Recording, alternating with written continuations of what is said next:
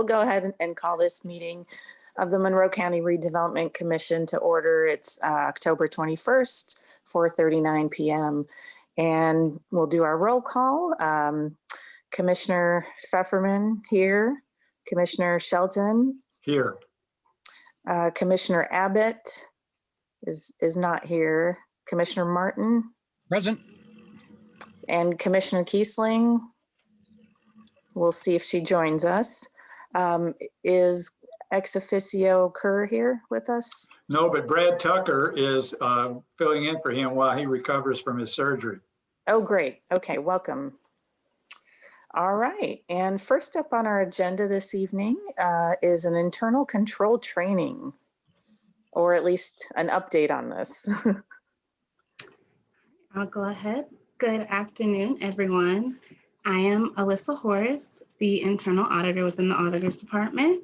I would first like to thank you all very much for participating in the internal control presentation. I won't take up much of your time today at all.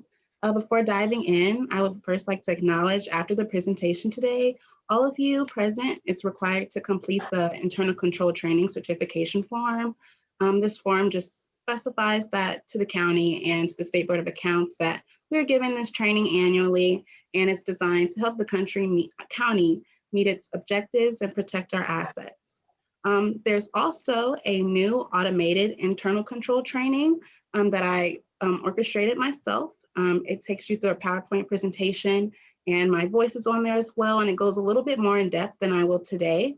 If you would like to view this as well, you can contact me. Jeff has it as well, and you can receive that presentation. Excellent. Okay. If that's what you sent to me earlier, I included that presentation in the packet, and I'm going to send them the certification form after this meeting. Okay, great. So yeah, check that out if you have time. It's basically the same thing I'm going to tell you today. So okay. Yes, basically this training just helps us determine whether or not we're using the best practices when conducting our duties, and reminds us that separation of duties are essential to transparency and providing the best service to the public we possibly can. During this presentation, we'll learn what are internal controls, how they can be implemented, and who is responsible for upholding internal controls. So let's begin. What are internal controls? Well, internal controls give reasonable assurance to the mission and objectives of Monroe County government are achieved. So any policy, system, or action that corresponds directly to the objectives of the county and adjust when necessary are internal controls. Also, an evolving system of checks and balances over operations, promoting operational effectiveness and efficiency are also internal controls. But it is extremely important to note that trust is not an internal control. In order to implement internal controls, it is very important to know what the Monroe County government objectives to be protected are. These objectives are to ensure transparency, to provide and to protect confidentiality, to be fiscally responsible and accountable, and last but certainly not least, to continually strive for public trust and confidence. Internal controls are important because they allow Monroe County government to achieve its goals, carry out management directives, reduce unpleasant surprises, enhance the reliability of our information, and promote effectiveness and efficiency of operations, safeguard assets, and lastly, comply with rules and regulations. So how can these internal controls be implemented? Well, internal controls may look very similar in some departments and totally different in others, depending on their duties, assets, and inventory items. Some examples of internal controls in practice are safeguards over cash, machinery and tools, or other assets by storing them away in locked safes, cabinets, and spaces with required key or badge entry access. The review and validation of transactions for accuracy and completeness by someone independent of preparing or processing these transactions. Keeping appropriate documentation and ensuring all documentation is up to date, and having adequate supervision over employees, control processes, work functions, and other activities. These are just some key examples of internal controls in practice, But in a lot of cases, internal controls are very department specific. So it is the duty of those in a county position to be aware if there's a need for an internal control system and to take the necessary steps to ensure that that system is implemented. And lastly, who is responsible for upholding Monroe County government's system of internal controls? Well, every elected official and employee of Monroe County government has a unique role in the county system of internal controls. Internal controls are people dependent. The process is developed by people. People are guided by the process. The process provides people with the means of accountability, and the people carry out the process. So we are all an important part of the county system of internal control. Some employees may simply need to be certain they are performing efficiently and effectively, protecting the county's assets, or possibly suggesting a better or best practice if there's a most suitable procedure for a portion of their job. Or perhaps an employee witnesses another employee or member of the public taking or vandalizing county property. Reporting the vandalism, theft, or suspected theft is also an important aspect of this process. We must ensure that we are taking care of county property, including preserving resources, and performing our duties to the best of our ability. And we must communicate with supervisors or a designated person when the policy or procedure in place is not the best practice. Adherence to our internal control system benefits us employees as well. By doing our part in protecting the assets of the county will ultimately have more resources to fund benefits and salary increases, which everyone loves. So I would like to end today's training with the following statement. Don't trust. Ensure things are done right by implementing internal controls. And if there are any questions, you can feel free to ask them at this time. And if not, thank you. Thank you so much. Thank you. Yeah, we know a few years ago, the State Board of Accounts implemented this new requirement that we go through this training every year. And I believe the RDC has all done that each year and met the requirements. And while we don't handle cash, we make a lot of fiscal decisions and enter into agreements. And I know this is something we all take very seriously, and grateful for the auditor and all of the team over there for helping us to make sure that we do things in the utmost transparent and proper way. Any questions, Alyssa? Couldn't agree more. Thank you so much. Thanks, Jeff, for getting it put together. I'm on phone. Sorry. Good. I couldn't get the website going. Okay. That's crazy. Thank you, Alyssa. Thank you. So we will go through the training and fill out the form and submit that to the county for their records. Who do we send that to? Does it say? I haven't seen the packet yet. I haven't seen anything. You can send it directly back to me and I'll file those. I'm in control of all of that. So I'll just file them away and make sure we have you guys marked down for that as well. Okay. Excellent. Thanks for taking time to create the training yourself, because I've watched those SBOA ones and they're like the driest thing possible. We'll have Yes, they are. I'll copy you on the email when I send out the certification, so you'll have her email. Great. Excellent. Great. Thanks. Okay, we will move along with our agenda. Next up is contract with Beam Longest and Neff regarding construction observation of the Curry Pike intersection improvement. And who wants to fill us in on this one? I think I'd let Lisa fill you in on this one. Thank you, Jeff. So in all of our projects, we have construction inspection services to oversee the construction of the project. So this is what this contract is for. The contract is not to exceed $298,400.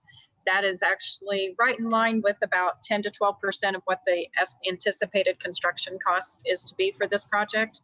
The project is for the Curry Pike, Smith Pike, Woodyard Road intersection Okay. improvement. The letting date on that project right now is still set at February 10th, 2021. So would see construction next summer. So this is to get that in line for the project. That's great to hear that the project is on track. Right. I remember talking about this a while back, and here it is right before us. That's pretty cool. Yeah, usually it doesn't come around this quick. This one's moved right along. We only had 7 parcels, I believe, to secure. We finally reached an agreement with the last property owner today. So we have to get those documents done. And then again, everything else has been secured, and we should be able to keep that letting date. If anything, if it would have to move back a month or so, wouldn't be a problem because we're still in the same fiscal year. So. Okay. Is So this a 1 year? Can this be done in one building season? I believe it can be. Yes. Great. Yeah. So, Lisa? I'm sorry. Is this inspection amount included in the $2.2 million 2021 expenditure for this project? I am not seeing that in front of me. Probably not. I would say that was just construction. Okay, so when we've got what my concern is that this is the second time I've had this inspection thing show up. If the inspection contracts are not included in our estimate of project costs, I see what you're saying. Yeah. then we need to have that money available, and this is a big chunk of money. It's $250,000. So we do, it is in the cash flow analysis that was just sent out today. It is included there. Where? Curry Pike, Smith Pike intersection. That's the construction portion, not the inspection portion. Oh, I see what you're saying. Okay. Yeah. Okay. So the 300,000 is not for the inspection? The 300,000 is for inspection. Oh, So okay. It is So you included. pay that ahead? No, you pay that as it's being built. You pay so that as the inspection is going to be completed by the end of our fiscal year 2020? no. No, that's what I thought. This is the projection sheet does not have this correct. It should be in the 2021 costs. Right. Yes. And where should the construction be? That's the 2.2 million. And that's in 2021 as well? Yes. Will be done in the 2021? Well, it'll go into, it should be one construction season. Okay. All right. So the 2021 cost for this project should be somewhere in the vicinity of 2.5 million. Yeah. Yep. Okay. Yeah.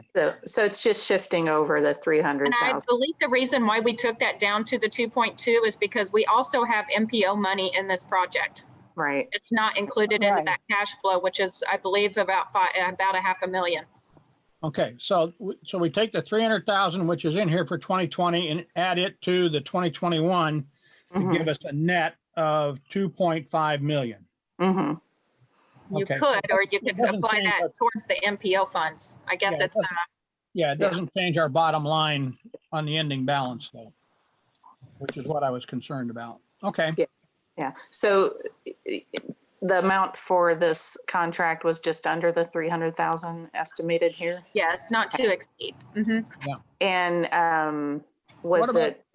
how did we solicit the bids? I'm sorry, I'm talking. So we put out RFPs for projects. Okay. So then everyone has the right to submit to a project, and then we score them. We do this we are required to do this for all of our federal aid projects. So you give them a 30-day notice to receive a request for proposals. We've received, I want to say, probably 7 or 8 proposals for this project. Paul, our engineer, and myself score them. And then we send our scoring sheets into NDOT, and they review our checklist and make sure that we followed all the tabulations, how we came up with the #1 ranking scoring team, make sure that the DBE is all met, and then they will approve or not approve whether or not we chose the right firm through the tabulations.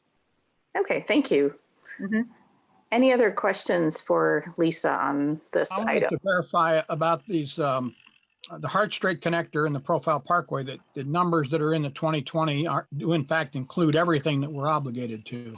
Yeah, hey, Richard, I think that's item number 5 on the agenda. So, Okay, yeah, let's hold that for just a minute. similar problem. Okay, that's Okay. fine. And any questions on the contract with Beam Longest Neff? So you need us to approve this and then the commissioners actually do it? Is that right? Yes, absolutely, yes. Okay. Yeah, Yes. I'm going to move that we recommend approval of the LPA consulting contract with Beam Longest and Neff for Okay. the Quarry Pike, Smith Pike intersection. I Thank you. second that. I have a motion and a second. Shall we take the vote? Jeff? Yeah, Jeff's got to do that. Yeah, Yeah. roll call I vote. remembered. Commissioner Pfefferman, Yes. Commissioner Martin, Yes, Commissioner Kiesling, yes, Commissioner Shelton. Yes. Motion is approved 4-0. Thank you. All right, next on the agenda, RBB CSC cash flow update. Jeff, do you want to lead us through this discussion? You should. The packet included 2 different spreadsheets. Right. One included a $250,000 new contract payment starting in 2022, and it's a 5-year look. One did not. I think we prepared this before we got the formal request from RBB, and I think I forwarded that to you guys today. That formal request was for $270,000 per year. So it's not in line with that request, but I think it is in line with the conversation we had a month ago. We can get this updated for that change, just to let you guys look at what that is. Lisa and I met with the financial advisor, Financial Solutions Group, and we talked about a lot of these things. They caution moving forward until we have 2 more additional pieces of information. Okay. One is, let's look at what the actual revenues is from the fall settlement, which will occur by the end of this year, of course. And then also the bid letting for the Curry Pike, Smith Pike intersection. I think Lisa told me this morning that was in early February. February 10th as of right now. Kind of look at that to make sure that number is solid. And then kind of do the analysis and make a determination February, March, April timeframe. I've not reached out to the school at this point to determine if that's adequate, but knowing the budget process, I think knowing in March for September 2021 school year. Yeah. Yeah, it should be adequate. But again, we'll reach out and make sure that is the case. But that was his recommendation, is that here's kind of the rough numbers. I'll have them updated for the actual request. Okay. But really, if we can not nail down those 2 variables at this point, he thinks we should before we make any final determination. yeah. Thank you. Lisa, I guess the other thing is, how comfortable are you now with our projections on the Vernal Pike connector? Okay, so I've gone back and forth a little bit with NDOT on the cost of this project due to adding another bridge to accommodate some of the property owners for the businesses. So the cost of the project, is approximately, say, $13 million at this point. When we submitted the application to NDOT to receive the $7.7 million, our estimate at that time, I believe, was $11 million. So of course it's gone up, and time makes it go up also. So I reached out to NDOT to discuss with them about moving this out to another fiscal year if they would have funding to be able to assist with it. They want me to keep it on this same timeline as we move forward. There is a good possibility if we move it out 1 fiscal year that they would be able to step up with another million or two to help assist with the cost, since the cost has gone up since the original award. So our plan is to keep moving into right-of-way acquisition so that we are shovel ready. So that way we can work with NDOT on which would be their best fiscal year to help us with more funding for this project. So that's probably the best case scenario I can give you at this point. Like I said, I've been in constant contact with them. They've mentioned to me maybe a couple of different areas where they might have some other types of funding that they might be able to assist on at that time. But their guidance to me was to keep it going, get the right-of-way completed, and then we'll see what fiscal year is better for them to step up and help us with some more funding. So our worst case scenario is that we have to come up with another 2 million locally? Yes. Okay. Okay. And that's also going to depend on how your right-of-way acquisition goes, and whether or not it has to go to how much negotiating there will be, and hopefully no condemnations on any of the parcels. So that's going to also determine how your costs go forward for right-of-way. So How many right-of-ways do we have to acquire?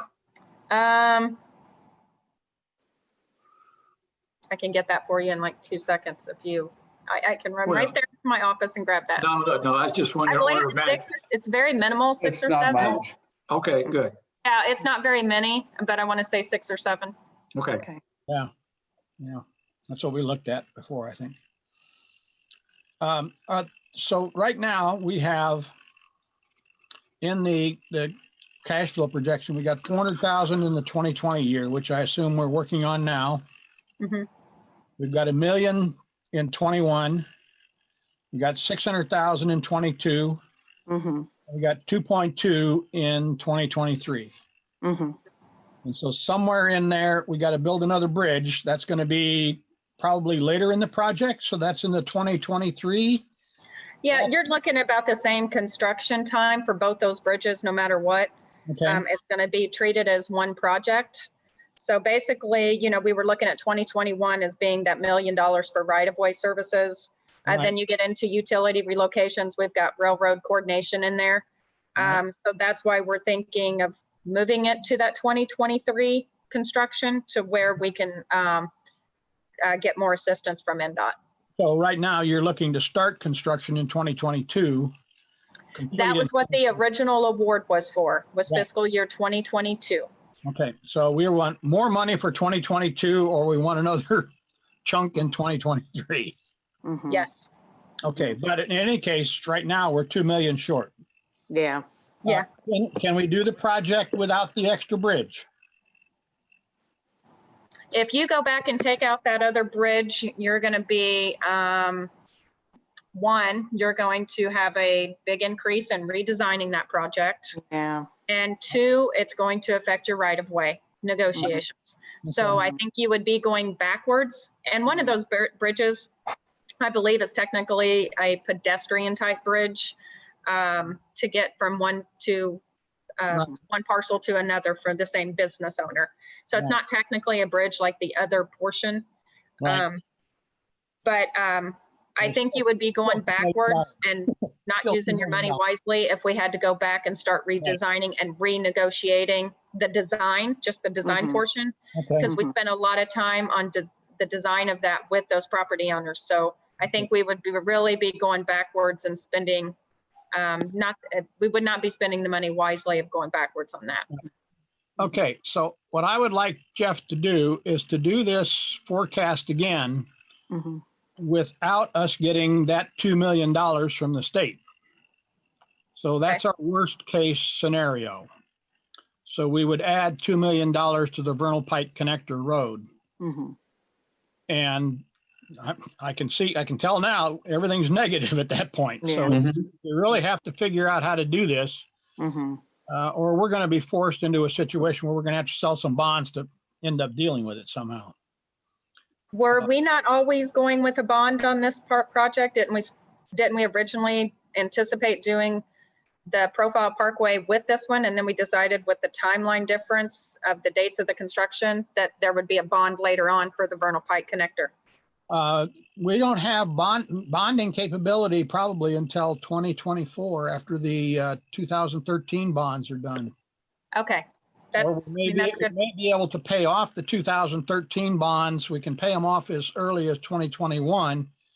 We may want to think about paying them off so we've got a bonding opportunity in 2022 or 2023. Okay. Okay. But I'll ask Financial Solutions Group to kind of run some scenarios. yeah, but as it sits now, we're out of money. Yeah. We need to figure out how to approach this. Okay. Yeah, and I think that's why I had reached out to Jeff Cockrell and Greg Gertaz probably a month or so ago when the numbers were coming in. And then I reached out to NDOT and they were like, yeah, we might, we could probably help you if you move it out a year. So I went back to them and it was like, I think that's probably going to be our best case scenario at this point. So. Right. Well, I think we just want to make sure we understand what our options are so that if NDOT is unable to help us in the timeline, we've got some flexibility to do some bonding, but it may mean we got to use up our cash to pay off that 2013 bond to do that. Okay, thank you. Jeff, I'll get with you and send you the most recent estimated cost that I got. I think I've already sent it to you, but I'll send it to you again. Thank you. Thank you, Richard. Thank you, Lisa. Thank you guys for putting this together. I think Yes.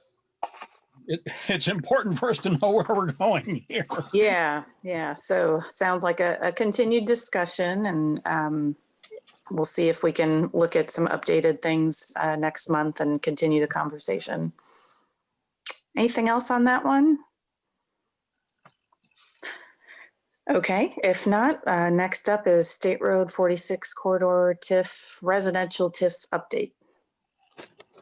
Yeah, and then last month, one of the things that was requested was a look at what revenues we could expect from development of a residential TIF. So you have that estimate in the packet, and so we used the Richland Township Taxing District. Again, we could also have used the Bloomington Township Taxing District, but that was the one that we looked at just to kind of give an idea of, on a per home basis, what kind of TIF revenue we would be looking at.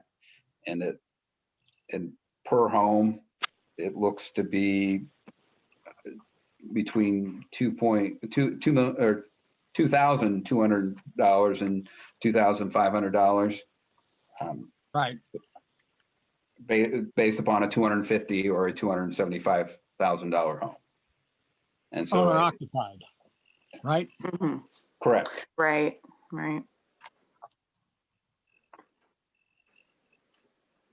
Okay. And for rentals, we would get more? Jeff? I think you wouldn't have the homestead deduction that's shown in here. Right.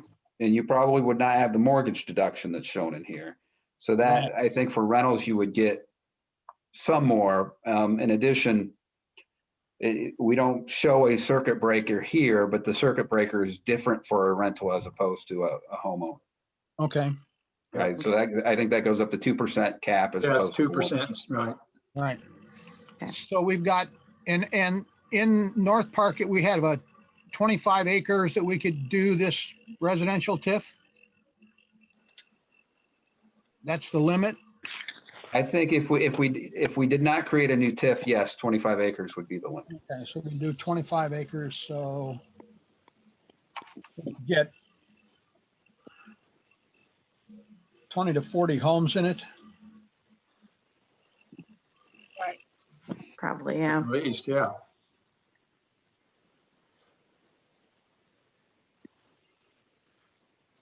And build out is probably what, 4 or 5 a year at the best. Yeah. Mm-hmm.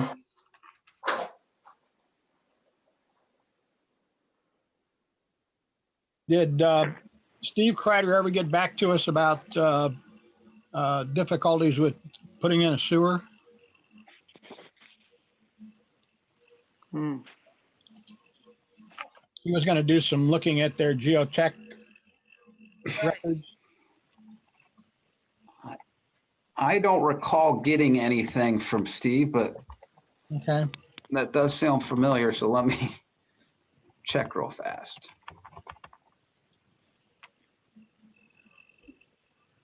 What are you thinking, Richard?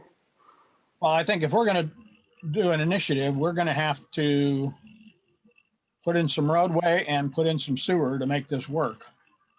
So we would essentially do those major utilities. We may even have to foot the bill for putting in the water lines and gas, as part of our contribution. Mm-hmm. Because that's, I mean, that'll give us, that'll cut the expense by what, 10 or 12%. Mm-hmm. So it's a 10 or 12% contribution to the building of the home. Mm-hmm. And so still we've got, so even if it's at that, we still got 10 years of taxes to pay back our investment in a home out there. Mm-hmm. Um, How did we arrive at the example here of the gross assessed value? Because if the objective is affordability, are we looking at, where the gaps are for affordable homes? And is that what this reflects, or is this just an average? If I look at if I remember correctly, when Habitat is selling a home to somebody that helped build it, Mm-hmm. they're still in the 220, 230, 240 range. Wow. Okay. Okay, so and we are seeing homes coming in, new homes being done for this. So we would be cutting off, $2,500 or $25,000 if we can get a $10,000 out of it. And I don't know what Steve's willing to sell to, invest in the property to get rooftops out there. To do commercial development and make it viable, he's got to have rooftops. This is the way to get some rooftops going out there. So we might be able to get the land at a reasonable price. This is where I think to have Lisa Abbott in on the discussion would be good to, because I'd be more inclined to support something that is meeting a need that the housing study showed. Jen, do you recall? Thank you for jumping on. I forgot you're with us. Well, it's good to see everyone. And I actually had two questions. So one, this is echoing what Efrat was saying, which is there are countywide estimates of how many homes we're going to need across the community. So it's really encouraging to hear about trying to find ways to address housing needs. The questions that I had were, one, have you spoken with developers that might wish to develop housing? And if so, would the housing TIF meet their needs, or are there other barriers that would have to be overcome? And the housing studies that were done actually outlined what a lot of those hurdles are. So that was the first question.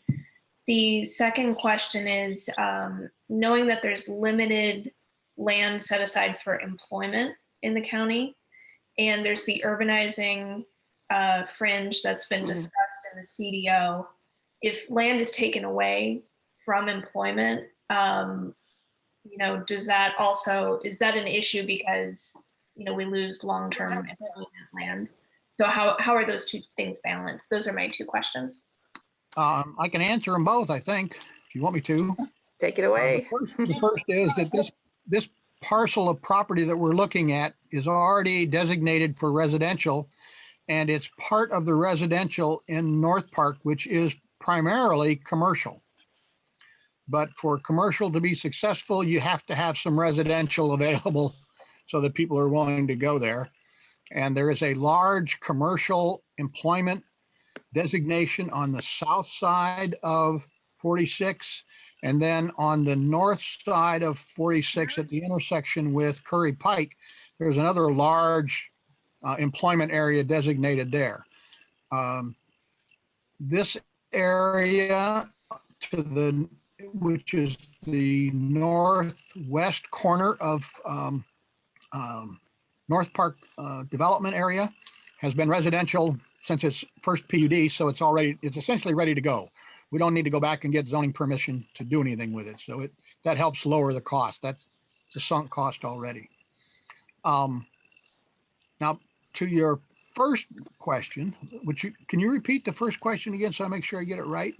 Sure. So as we've talked with different developers, they've expressed what some of the hurdles are in, creating new development. And sometimes it's cost of land, sometimes it's labor, materials, et cetera, et cetera. And in exploring the housing TIF, have you gotten much feedback from local developers on what the demand would be and how they would utilize the TIF to its fullest to put in the housing that's needed? We haven't specifically talked with them yet because I've found in dealing with them that I have to have some kind of solid proposal to have an intelligent conversation with them, because they're going to be oriented towards more nuts and bolts and how they can actually do it.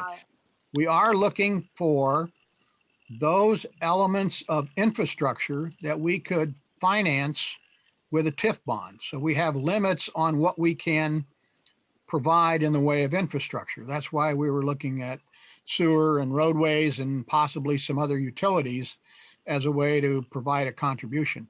The other thing is, and I think it's not insignificant, the area is already designated for residential development. So that hurdle, which is often significant, should be lessened at this point, and it's already there. So those are the two big things we've got. So once we know what we're able to do, then I think it's meaningful for us to start having conversations with people to see if they're interested in doing it. But right now, we don't know what we can do. Yeah. And since it's a PUD, whatever the CDO does won't impact it, right? Won't impact it at all. Okay. It can offer it some opportunities if they want to take advantage of it. Well, yeah, they can do something voluntarily, but they can't just change it. Right. They can't change it at this point. It's there. So thank you. That help, Jen? Yes, thank you. Other discussion, or if anyone else from the public would like to jump in, comment? Okay, what do the commissioners think about next steps then? What questions remain? What? Well, we still need to hear from Steve Kreider, I think. Okay. Yeah. In case there's a big problem out there that we don't know about. Right. And he needs to know that there's this kind of 25-acre target that we've got too. Yeah. Yeah. May not match his target, but. Right. Well, it may help him get to his target, but. Well, that's true. It should. All right. Where we could become involved.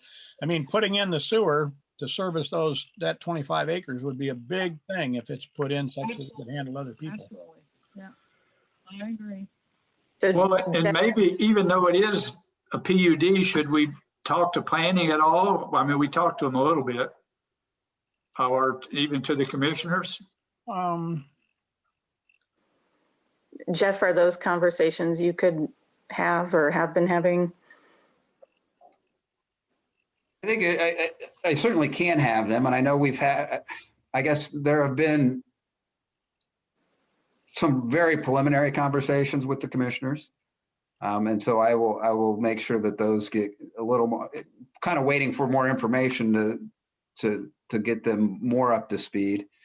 And I think planning's been pretty well involved in this. I know they gave a nice presentation.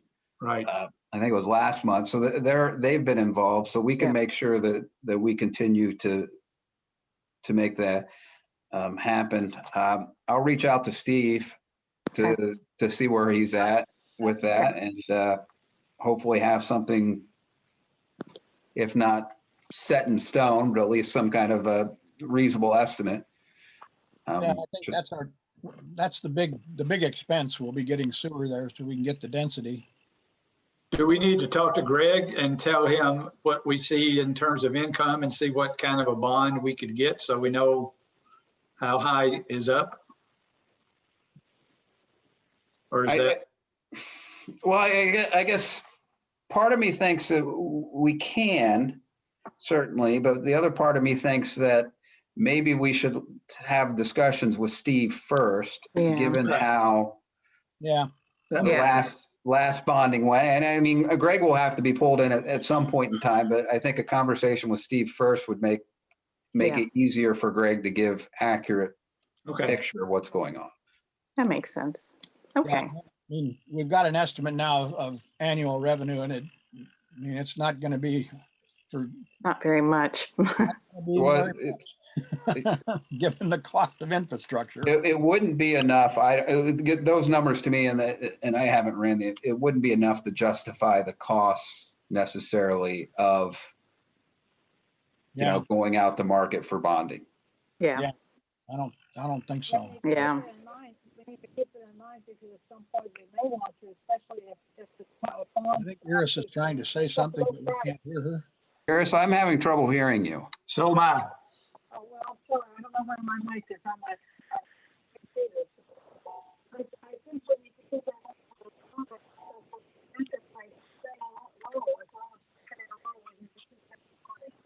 And I'm not ready to get that unless I'm going ahead with it. I still can't hear. Can anybody else? Yeah, I can't. We No, can't I hear cannot. you. Might have to. Yeah, I don't know. Well, your computer's muted, Iris. It's your phone that's not. Can you unmute your computer and try? I'm on my computer. But your computer's muted. I think we're only picking up things through your phone. So if you unmuted your computer, that might be helpful. No, I was trying to do that earlier. Or maybe hold up the phone. Yeah. Well, that's okay. Okay, we'll have to get your input Right. later. Yeah, sorry. Okay, sounds like we have our marching orders. If nothing else on that, I'll move us along. We've got minutes. Let me ask Jennifer sorry. one question. Is the city doing anything at all about residential TIF? Or do you know? I don't know, actually. Okay. I would really probably defer to Doris Sims on that one. Okay, thanks. Okay, we'll move along to approval of the minutes. And let's see, which ones did we have before us? September. September, and I read them and I think they're right. So I move that we approve the minutes for September. And I'll Okay. second. Motion and a second. Do we need the roll call for this? Yes. Yep. For everything. Are you ready for the roll call? Yes, yes. Commissioner Pfefferman, Yes. Commissioner Martin, Yes. Commissioner Kiesling,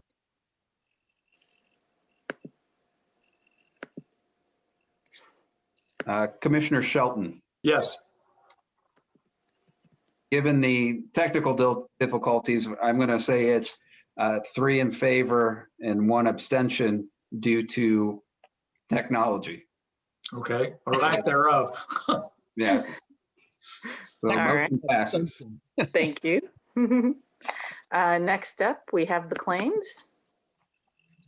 And let's see, it looks like we have the following claims to CSX Transportation, Inc. in the amount of $14,300.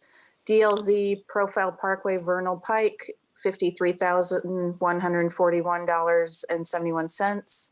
WSP USA, $59,839.11 to total $127,280.82. Any questions about the claims? Yes. I do have one. Go ahead. Lisa? Are you there? I'm here. In our packet, we have a copy of an invoice number 3 from Earth Exploration in the amount of $16,008 for geotechnical investigations. Okay. Looks like that's what it's for. in that is part of the DLZ bill. Mhm. The DLZ for geotechnical investigations has 17,608. Do you know what the other $1,600 is for? I will find out and get a Or why detail we on got an that. invoice for the one, and did they just mark it up, or Mhm. was something?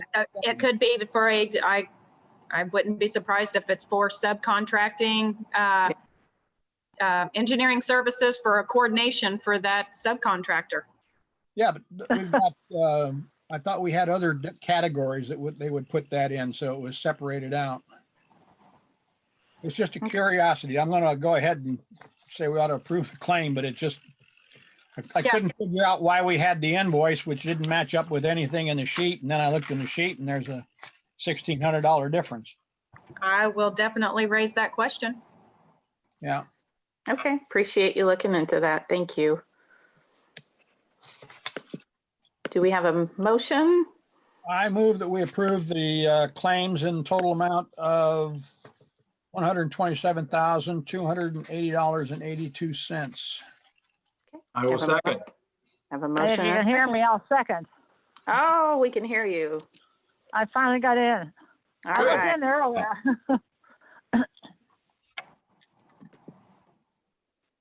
All right, we're ready for the roll. Commissioner Pfefferman, Yes. Commissioner Martin, Yes. Commissioner Kiesling, Yes. Commissioner Shelton. Yes.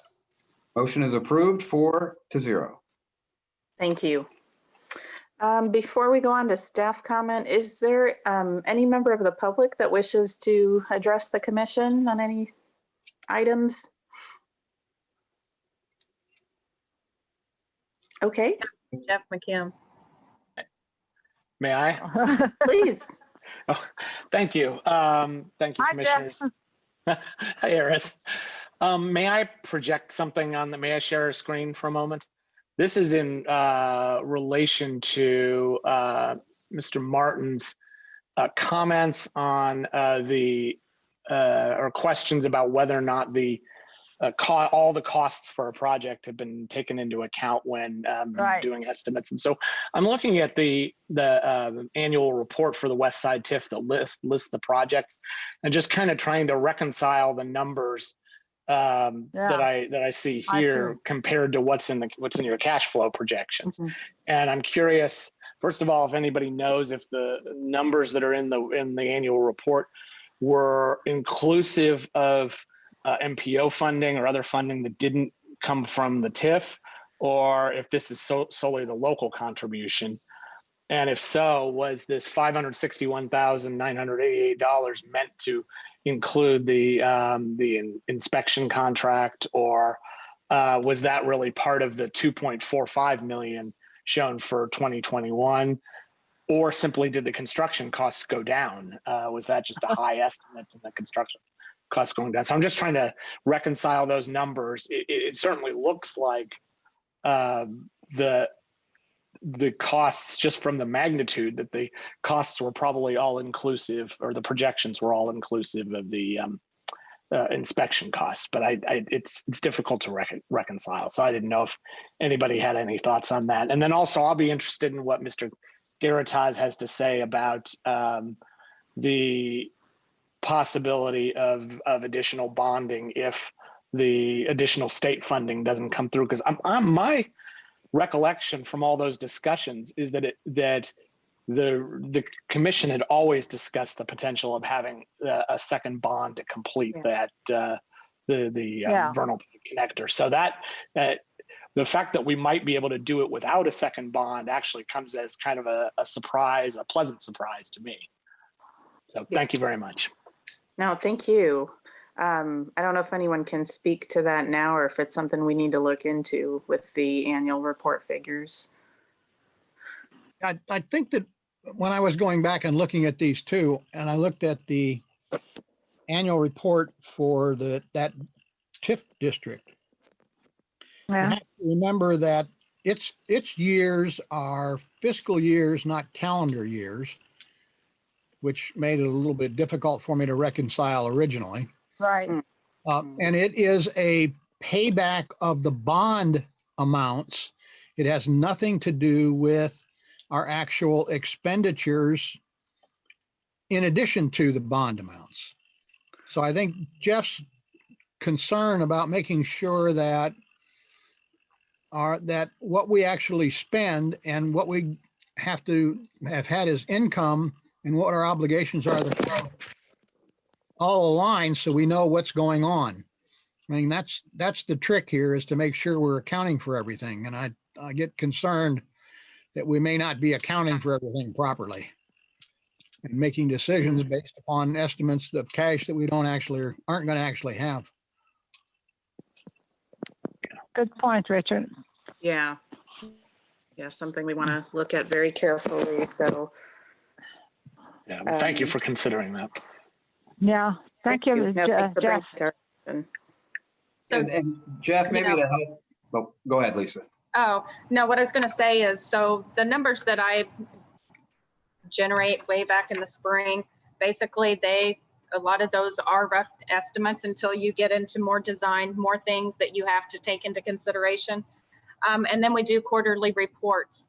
I will pull the quarterly reports. I will pull everything that we've paid to date to make sure that that spreadsheet that was back in March of 2020 is updated to get more of the what the actual costs.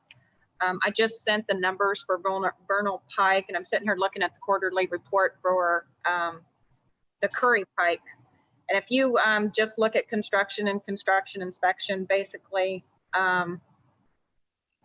when it was originally set up back in 2017, it was estimated that construction engineering might only be $150,000 at that time.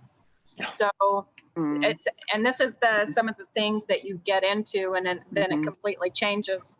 But I will go through, make sure of what we've spent in 2019-20 on that spreadsheet, where we are exactly standing at for the Vernal Pike and the Curry Pike and Woodyard Road intersection.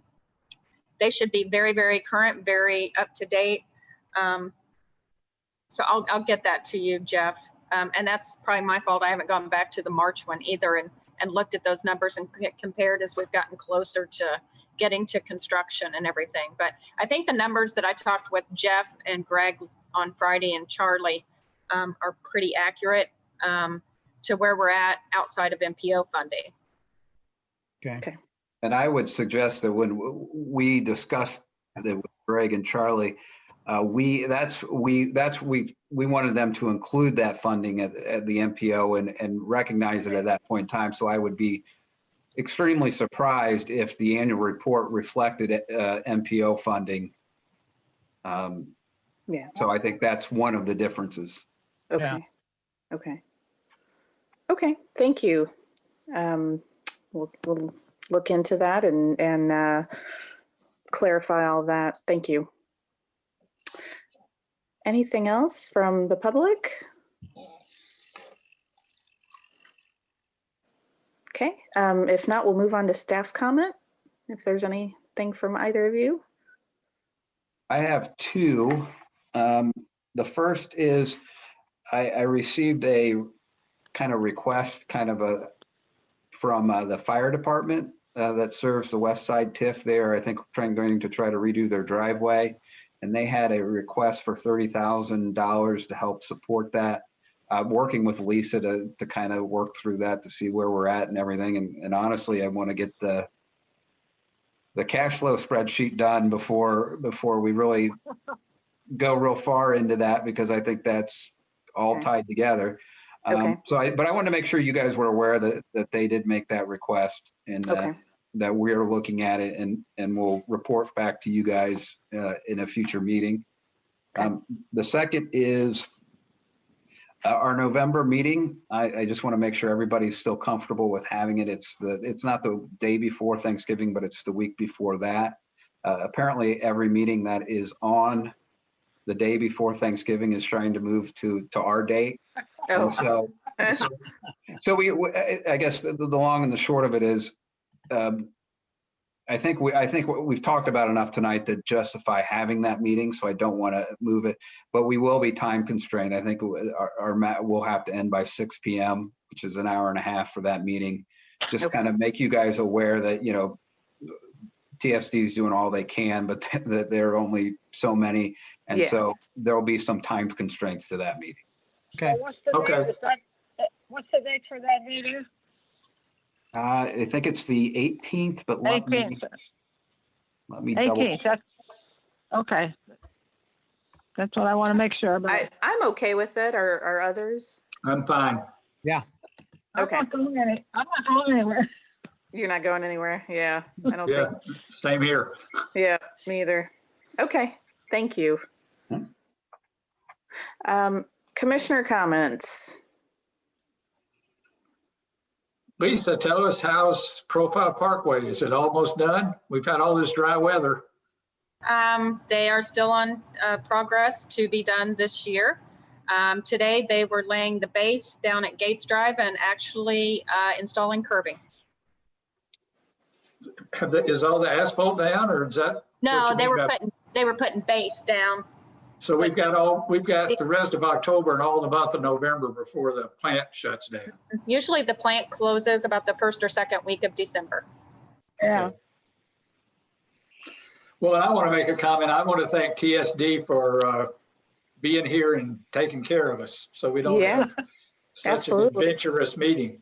Yeah. You probably didn't sign up for all these evening hours when you took the job. It's no trouble at all. Well, thank you. Thank you. Well, I'll try to connect better next time. I don't know Thank you, Iris. where I can't do it on my laptop. Okay. Okay, if nothing else, I thank you to everyone for being here. Thanks to Katz for televising this, and can take a motion to adjourn. So moved. All right. All right, we're adjourned. Thank you. Thanks, everybody. Bye. Evening. Bye.